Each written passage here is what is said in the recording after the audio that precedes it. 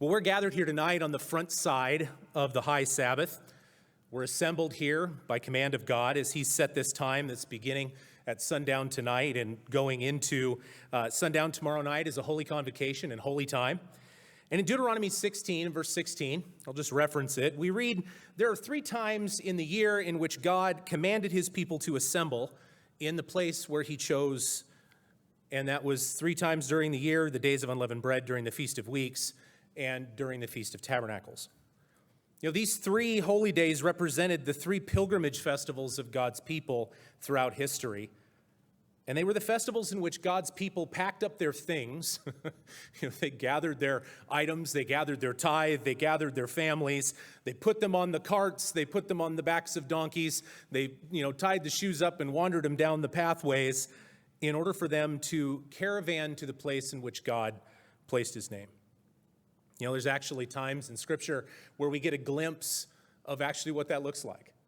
We know that Christ's family accidentally left Him behind at one point in time during the days of unleavened bread, and they made it down the road a little ways before they realized that He wasn't with the caravan. So we can assume some things about the caravans. They were probably pretty good sized, with all the people heading back to their towns, and it appears at least that they were largely free range, meaning the children were moving from one area of the caravan to the other, to where the assumption was just, well, He's in there somewhere. He's in there somewhere. I'm sure it's fine. But these caravans went to and from Jerusalem on these days, and the people followed God's command, as all of you have done, traveling to the place, or in our case, a place in which God placed His name. Now, throughout Israel's history, that location changed periodically. Today we recognize there's a number of locations that have been put into place that have been selected regionally to provide people with the most opportunity to be able to attend God's festivals in each of those regions. During the period of the tabernacle, it was where the presence of God decided, this is where we stop. For a time, it was in Shiloh. As we move into the kingdom period, where Solomon built the temple, it was there that the presence of God dwelled, and where the people ultimately traveled and pilgrimaged to the city of Jerusalem. Now, after the destruction of the first temple, we recognize that God's glory did not dwell in that second temple that was rebuilt, but that still was the location where people traveled and where they pilgrimaged to come to worship and to rejoice before their God. They came to Jerusalem, which was also affectionately referred to as the city of God. These journeys took a number of days, depending on where you were in Israel and where you were traveling from. And from most places in Israel or Judah at that time, it meant a climb. It meant a climb. I don't know how many of you, quick show of hands, how many of you have been back to Israel before? Okay, so for those of you that have been back, you understand the topography intimately. For those that maybe have not, it might be a little bit more challenging to understand the topography. I have a couple of pictures that I've asked our audiovisual folks to put up, and I'd like to have them put the first one up, which is essentially a rough topography of Jerusalem. Okay, and you can see the areas down in the center where these valley floors are, and then you can see how quickly and how steeply those slopes get into, on the left side there, Mount Zion, and then Mount Moriah, where that yellow box is where the Temple Mount was located, and then the old city down below that. You come off of that valley floor and you start climbing very, very quickly. But you've already climbed a whole bunch depending on where you were coming from. A number of these areas, in fact, Jerusalem itself sits at 2,575 feet above sea level at its highest point. But that doesn't tell the whole story, because some of these folks were coming from places that were negative sea level, that were below sea level. Now, I want to have the next slide go ahead, and I'll show you this, because Herod was a builder. We know that Herod was responsible for the Temple Mount as we know it today, and he was also responsible for, and I apologize, this picture has tipped over on its side. North is to the right. So the other picture, north was up, north is to the right now. But you can see the Temple Mount there on Mount Moriah, and then Mount Zion on the other side, and how Jerusalem itself encompasses both of these slopes. Now, Herod filled in a good portion of that central valley. And he filled it in and made almost a plain out of it to a certain degree. It's still got some depression to it, but by and large, that enabled him to expand the Temple Mount itself. But that temple is built on the slopes where Abraham was told to go and sacrifice his son Isaac, and ultimately where David bought the threshing floor from Ornah. Now, because of these two peaks and where they were located, there's only a few, as you can see on there, valleys that allow you entrance into the city. And you can go ahead and turn those off now, John. Thank you so much. So when the pilgrims came from the north, they traveled through the upper portion of the upper Kidron Valley, or possibly down into that central valley as they came from the north up from Damascus, through that Damascus gate, through the Hinnom Valley. But those that were coming from the south, they connected up with the lower end of the Kidron Valley. And for those guys, they were the ones that had the hike. They were the ones that had the climb to go up to Jerusalem for the feast. For those that were coming from, say, Jericho, the city of Jericho. Jericho is 864 feet below sea level. Okay, the Dead Sea is actually 1,400 feet below sea level. If they were coming from the deeper parts of the Negev, that would be an even higher climb. But they were going from negative 864 feet to 2,575 feet at its highest in Jerusalem. That is a net elevation gain of 3,400 feet. Just for perspective, we're a little over 3,000 feet here at the fairgrounds in Bend, Redmond. Some of you that drove over Santiam Pass, possibly from the Willamette Valley and I-5, which is a peak of about 4,000, and then dropped back down in. They were doing that on foot, in carts, with caravans and gaggles of children along the way, carrying their tithe, carrying their food supplies, carrying their families with them, going up to rejoice before their God in the place where he chose. So this was a significant uphill trip for many of the pilgrims that would be coming to Jerusalem for the feast. And as they came up into these valleys that led into Jerusalem, as the city, you can imagine, is towering on the hillsides in front of you as you come in. You can see the slopes, you can see Mount Zion, you can see Mount Moriah. You can see this beautiful jewel of a city on the slopes. And that excitement and that anticipation must have been palpable as they neared the city and as they got closer. But again, Israel is not a land of flat lands. It's a land of hills and it's a land of valleys. So even once you've made the effort to get to Jerusalem, once you arrive, there was still a climb that was ahead of you.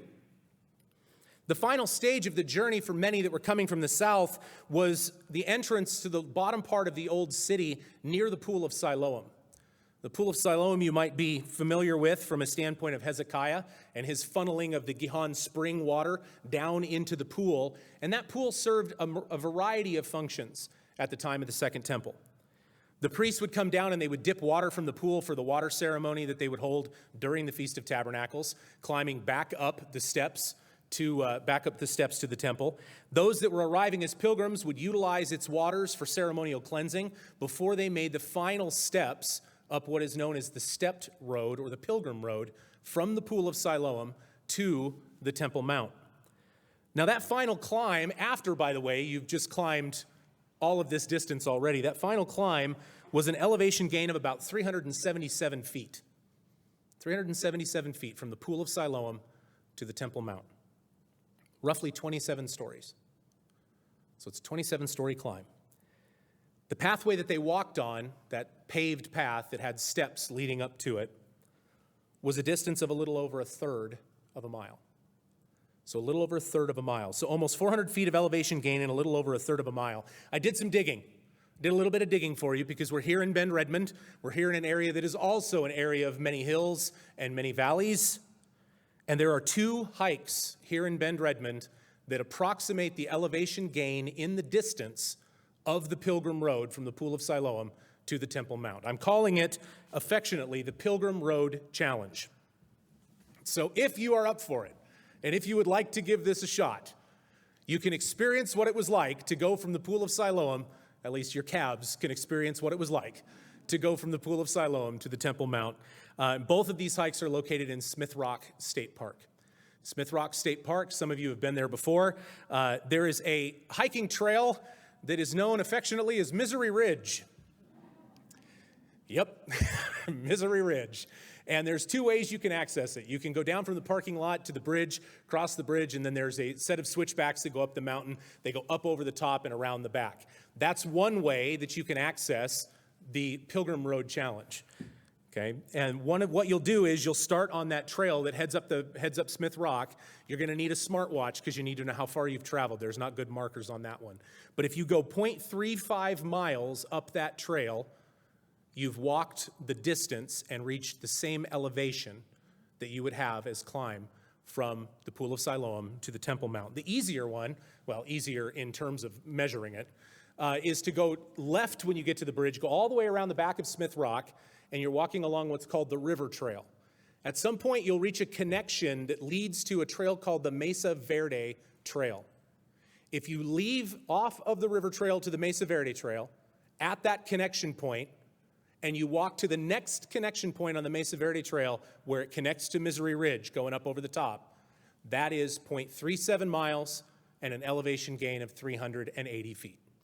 It's essentially the same. So if you want to give it a shot, if you want to see what it was like to climb that final climb as you've come in, you can do that this year at Smith Rock here at the Feast in Bend Redmond.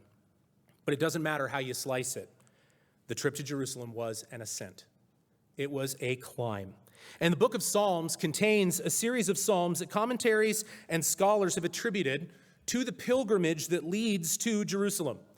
And there's some debate whether or not these were sung on the road on the way up, or as some others have suggested, due to the word ascent, possibly on the stairs from Pool of Siloam to the temple, or even by the priests as they descended and ascended up the steps to the temple. These psalms, Psalm 120 through Psalm 134, have become known as the songs of ascent, or the pilgrim songs.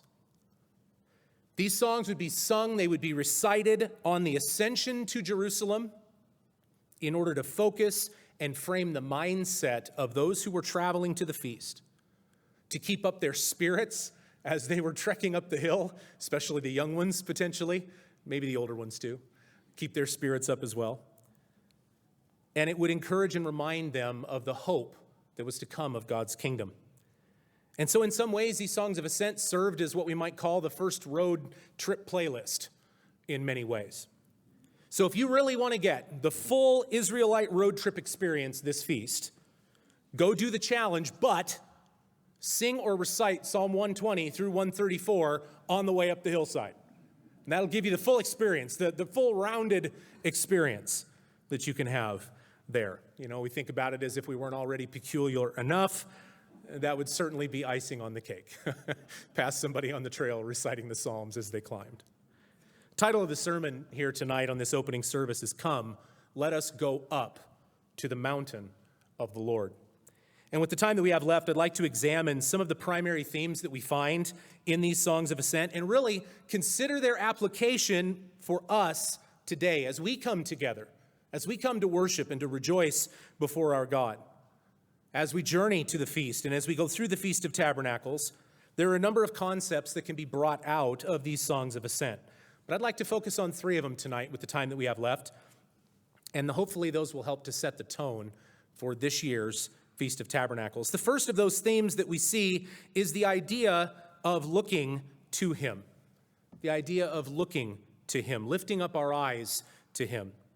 The second thing we'll look at is the concept of coming into his presence, coming before his presence.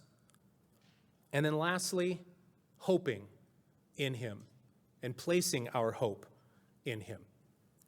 Let's begin today by turning over to Psalm 123. Psalm 123, and we're going to stay for most of the message today in between Psalm 120 and Psalm 134. We're going to bounce around a little bit, so if you want to just keep your Bible open to this section, it'll be pretty quick to turn to those places. But Psalm 123, and I want to begin there today as we kind of consider the words of these songs of ascent. Psalm 123, we'll go ahead and pick it up in verse 1. Psalm 123 and verse 1 says, "Unto you I lift up my eyes." Unto you, speaking of God, I lift up my eyes. O you who dwell in the heavens. It says, "Behold, as the eyes of servants look to the hand of their masters, as the eyes of a maid to the hand of her mistress, so our eyes look to the Lord our God until he has mercy on us. Verse 3 says, "Have mercy on us, O Lord, have mercy on us, for we are exceedingly filled with contempt. Our soul is exceedingly filled with the scorn of those who are at ease, with the contempt of the proud." You know, as the travelers made their way to Jerusalem, they reflected on these things. They reflected on their God. They reflected on their relationship with Him. And so as they approached Jerusalem, as they came within the distance of the city, with the city on the hill in front of them, they literally lifted up their eyes as they came up the trail to that location. And as they sang and they recited these songs of ascent, with Jerusalem being that focal point of their journey, that goal that they were marching forward to keep the feast before their God. Again, these songs helped to keep their focus. It helped to frame their mindset toward the end goal of their journey. And similarly, as we come before our God to keep His feast, we also keep our eyes lifted upward, focused on Him, focused on the end of the journey that He has called us to. This Christian walk we sometimes discuss. Keeping our focus on Him, keeping our eyes lifted upwards to that coming kingdom of God, to that new Jerusalem that is to come. Now, it's interesting in this passage, it says that he lifted his eyes, or they lifted their eyes to God, but how did they do so? As a servant looks to their master, or as the eyes of a maid to her mistress. And we're largely removed from the servant-master relationship in society today. Probably the closest thing that we have today is, say, the service or hospitality industries. It's probably about the closest thing that we have today, really. A good waiter or waitress learns to anticipate your needs. They learn to watch. They learn to notice when maybe your water's low and you need to be refilled. They learn to notice maybe when the table's getting restless and it's time to bring the check.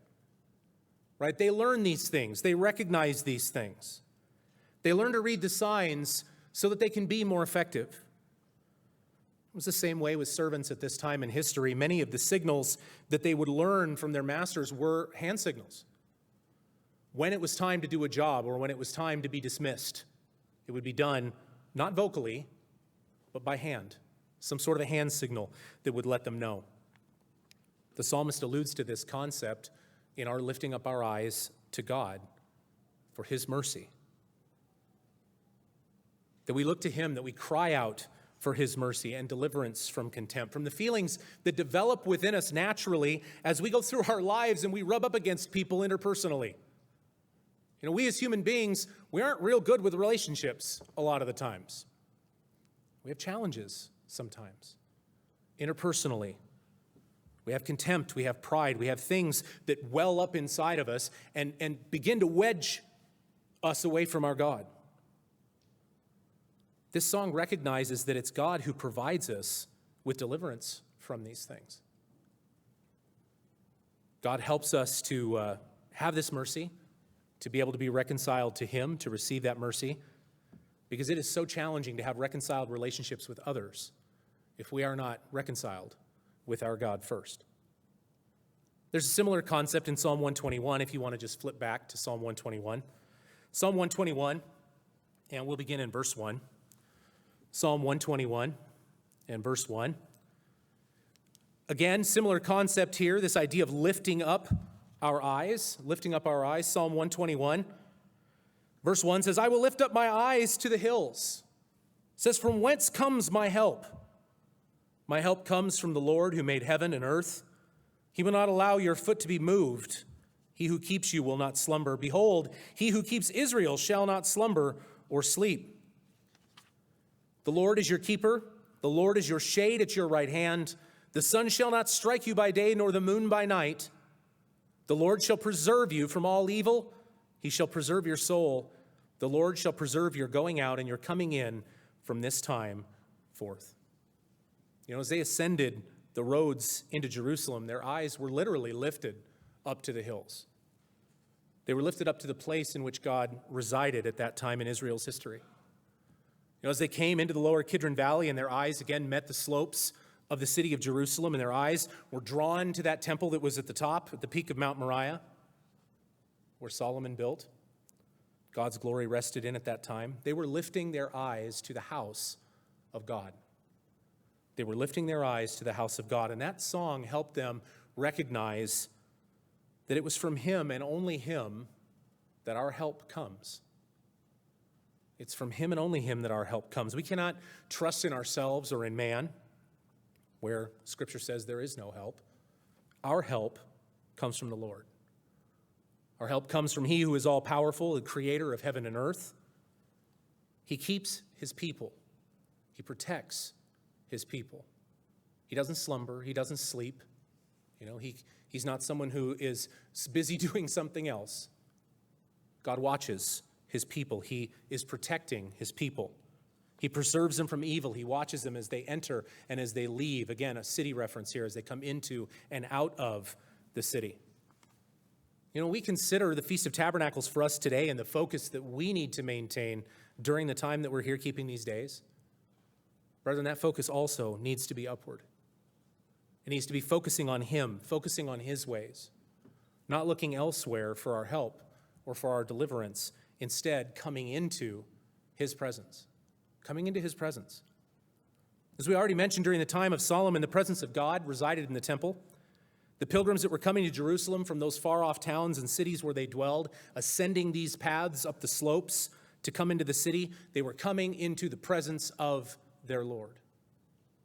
They were coming into the presence of God. Psalm 132, we'll break into the context here. This one's one of the longer of the songs of ascent. Psalm 132, we'll go ahead and pick it up in verse 13. They were coming to the home and the dwelling and the abode where God had chosen. Psalm 132, verse 13 says, "For the Lord has chosen Zion. He's desired it for his dwelling place. This is my resting place forever." He says, "Here I will dwell, for I have desired it. I will abundantly bless her provision. I will satisfy her poor with bread. I will also clothe her priests with salvation, and her saints shall shout aloud for joy. There I will make the horn of David grow. I will prepare a lamp for my anointed. His enemies I will clothe with shame, but upon himself his crown shall flourish." God chose this location as his dwelling place.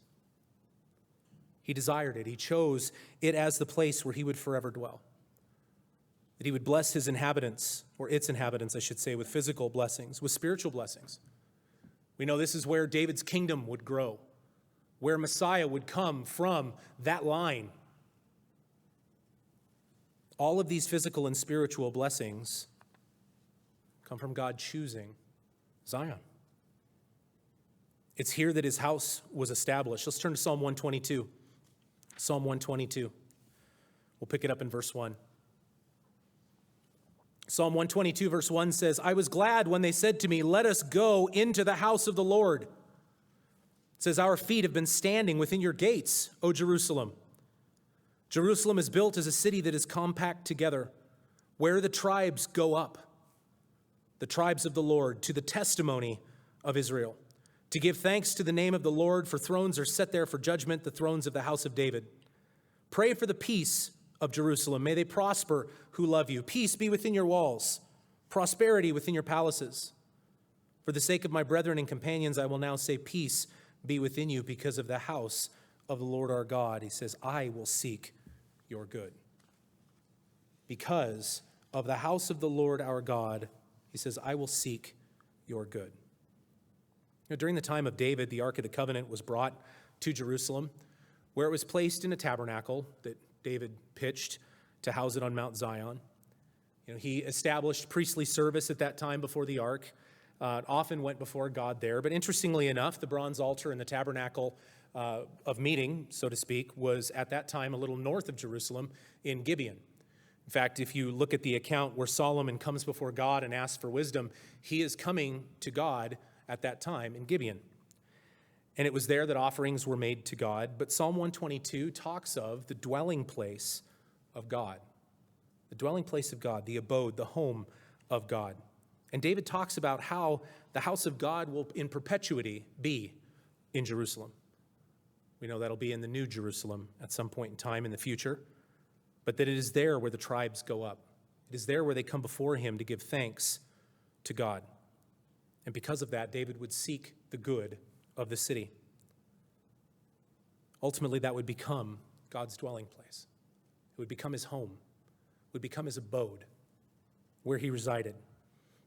Now, today, we understand that as a result of the new covenant, that the presence of God is indwelling in his people, both individually and we might say collectively as bricks in a temple, so to speak.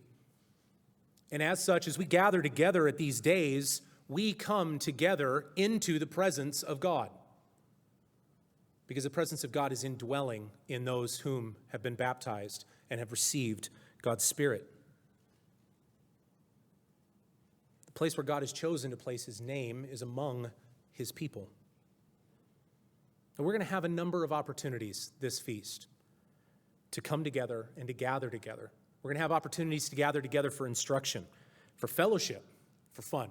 And we're going to have opportunities to get together and to get to know each other better, to get to know our brothers and our sisters, to have opportunity to fellowship, to get, to talk about God together, to have opportunity to have iron sharpen iron.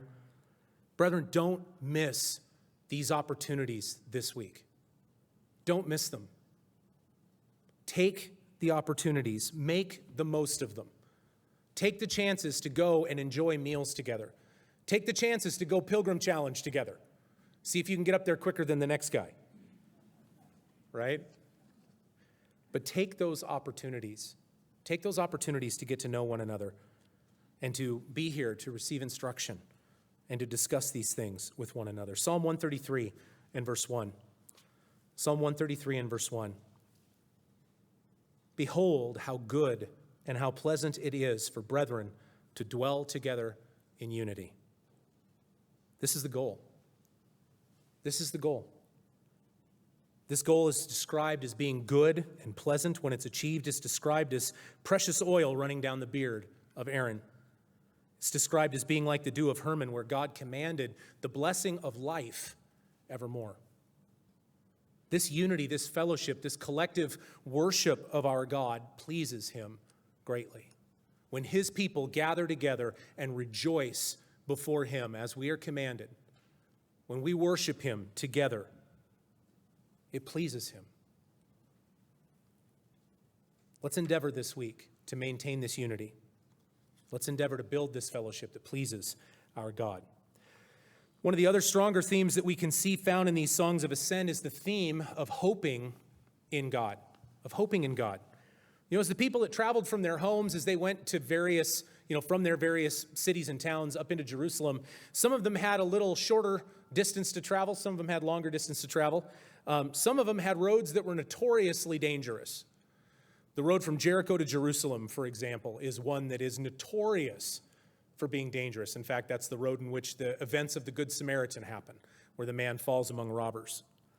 That road has one of the highest elevation gains. It's also very rocky, very difficult road to pass, which makes it hard for people to get through there without somebody lying in wait for them. But these roads oftentimes were frequently worked by robbers, by people lying in wait. And as you noticed on the images that we saw earlier, it's not like there was a lot of other roads leading in. Some of those roads would add days and days to the journey as they went around and up and above and then down into the city from a different direction. So this danger would certainly be on their minds as they were traveling, as they had their families with them, as they were waiting to find out whether or not they would be waylaid by someone. They'd have to place their trust and their hope in their God for protection, and ultimately hope in the promises that he provided. Psalm 125. Psalm 125, again, as we look at these songs of ascent, the songs that were sung and recited on the way to Jerusalem, on the steps leading up to the temple. Psalm 125, we'll pick it up in verse 1. Psalm 125 and verse 1 said, "Those who trust in the Lord are like Mount Zion, which cannot be moved but abides forever. As the mountains surround Jerusalem, so the Lord surrounds his people from this time forth and forever." Verse 3, "For the scepter of wickedness shall not rest on the land allotted to the righteous, lest the righteous reach out their hands to iniquity. Do good, O Lord, to those who are good and to those who are upright in their hearts. As for such as turn aside To their crooked ways the Lord shall lead them away with the workers of iniquity. Peace be upon Israel. The people who traveled to Jerusalem for the feast, who went up before the Lord on these pilgrimage festivals, they trusted in the promises of protection from their God. And as the psalmist writes, those who had that trust, those who had that confidence in him, were like Mount Zion. They cannot be moved. They abide forever. In fact, they were like the foundation upon which the city was built along the slopes of Mount Zion. They were like an unmovable mountain that abides forever. They can't be shifted. They can't be shaken by the things which occur to them, by the external factors that they have no control over. They're unmovable. They're unshakable. Those who have their trust and their hope in the Lord. He says, as the mountains surround the city, so shall God surround his people. Not just now, but forever. You know, it's in this stretch in the Songs of Ascent that we begin to see some hints towards future protection as well, and future fulfillment of the promises that they place their hope in. Look at verse 3 again. Verse 3, for the scepter of wickedness shall not rest on the land allotted to the righteous, lest the righteous reach out their hand to iniquity. This isn't just a promise for the people of Jerusalem then. This is a future promise as well, that the scepter of wickedness will not rest on the land. The coming kingdom of God will abolish that scepter of wickedness forever. And with it, the iniquity which mankind finds himself so easily ensnared. Psalm 130. Psalm 130. Psalm 130 in verse 1 says, out of the depths I have cried to you, O Lord. Lord, hear my voice. Let your ears be attentive to the voice of my supplications. If you, Lord, should mark iniquities, O Lord, who could stand? But there is forgiveness with you, that you may be feared. He says, I wait for the Lord, my soul waits, and in his word I do hope. My soul waits for the Lord more than those who watch for the morning. Yes, more than those who watch for the morning. O Israel, hope in the Lord, for with the Lord there is mercy. There is abundant redemption, and he shall redeem Israel from all of his iniquities. You know, there's a time of forgiveness and mercy and peace that is coming. And it's not a peace that is just the absence of war, as we sometimes consider peace to be. You know, peace being the absence of conflict or war, armed conflict. But a true and a lasting peace, which is the cessation of hostility at its core, which is that enmity of the human heart. And a change that changes that enmity in the human heart, takes that heart of stone and makes it a heart of flesh. That can't be brought about by the hands of man. There's no multi-step peace plan that can cause the cessation of internal hostility. These things can't be enforced by kingdoms, by governments. They can't be brought about by technological or societal change. Mankind cannot remove this enmity. Mankind cannot do it. There's one source for this peace, and he is coming soon. Let's go to Isaiah 2. We'll leave the Songs of Ascent, and we'll bring the message here this evening to a close. Isaiah 2. We'll pick it up in verse 3 of Isaiah 2.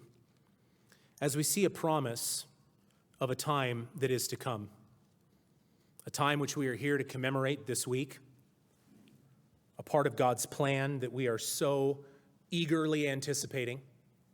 Isaiah 2 and verse 3.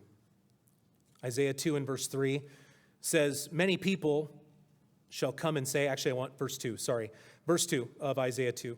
Now it shall come to pass in the latter days that the mountain of the Lord's house shall be established on the top of the mountains, and shall be exalted above the hills, and all nations shall flow to it. Many people shall come and say, come, let us go up to the mountain of the Lord, to the house of the God of Jacob. He will teach us his ways, we will walk in his paths. For out of Zion shall go forth the law and the word of the Lord from Jerusalem. He shall judge between the nations and rebuke many people. They shall beat their swords into plowshares, their spears into pruning hooks. Nation shall not lift up sword against nation, neither shall they learn war anymore. This time that's described by this passage in Isaiah 2, it's not today. It's not now. The world still has a long way to go before we are beating our swords into plowshares and our spears into pruning hooks. But this passage describes a time that is coming. It describes a time that we look forward to and we anticipate with a great deal of eagerness. It illustrates a time in which the Lord's house will be established on the top of the mountains, a kingdom which is above all other kingdoms, upon the highest of hills. The people of every nation will flow to it in pilgrimage. They will do so to go up before their God, to keep his feasts and to learn his ways. Again, that is the time that we are here this week to commemorate. The beginning of that process. A time in which the law of the Lord will go forth from Zion, when he will judge the nations with righteous judgment and bring about a time of peace that this world has not seen since the beginning of human history. I want you to picture this for a moment. Just close your eyes and picture it for a moment. A time in which the people of every nation will journey together in caravan along these roads to Jerusalem, walking up the valleys to begin the ascent, singing together the songs of praise to God as they look to him, as they come into his presence and they place their hope in him. It's an incredible time that we are here to commemorate. It's an incredible time that God has put together and planned for mankind. I want to wish all of you, both those of you that are here in person with us, as well as the multitudes that are gathered together with us online, I wish you all a spectacular Feast of Tabernacles. I hope this year's feast exceeds your expectations, and I hope that it fills your cup spiritually. So welcome to the Feast of Tabernacles, and brethren, come, let us go up to the mountain of the Lord.